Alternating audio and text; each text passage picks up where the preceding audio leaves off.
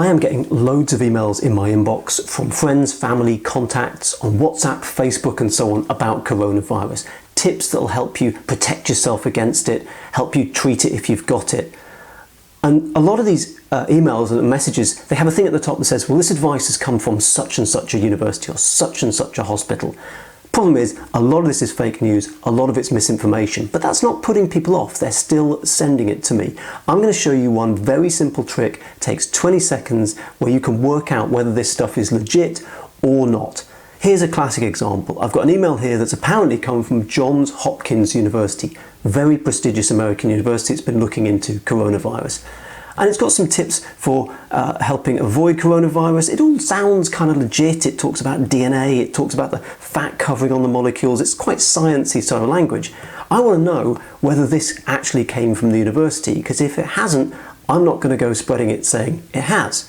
So it's very simple. I go to Google and I start looking for Johns Hopkins University. And the first hit on Google is the university's website.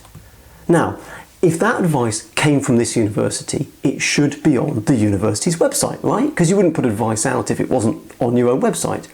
One option is I can search for the advice on the university's site itself.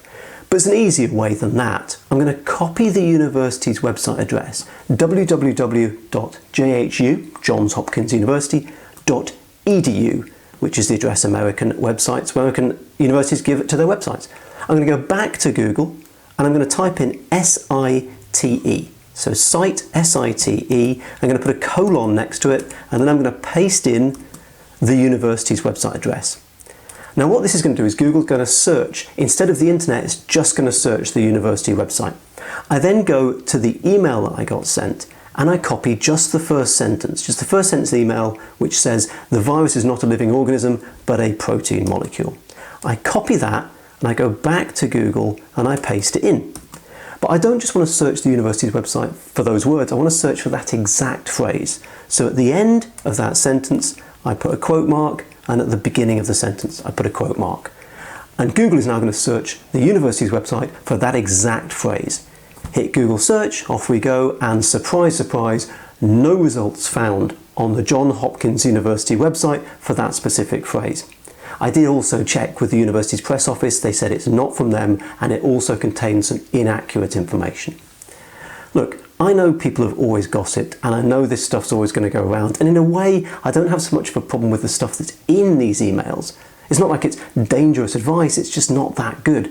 What I do have a problem with is people using the name of an institution at the top of an email like this to give it the seal of credibility. And the reason I have a problem with that is we're being trained. You and I and other people who spread this stuff, we're being trained to spread information, claiming it's from a source without checking whether it's from that source, claiming it's credible without checking the source of that credibility. That's bad, it's dangerous for society, because today it's coronavirus spam. Tomorrow, who knows, an email arrives saying academics at such and such a university say that in order to do online banking safely, you should do X, Y and Z. And you think that's sensible, so you send it on to your friends and family, and the next thing you know, their bank accounts get cleaned out. Sending stuff on under a seal of approval when you don't know whether the seal of approval is legit is not good practice, and it's something we shouldn't do. That's a 20-second tip that will help you be part of the fight against fake news. I hope it helps. Stay safe online.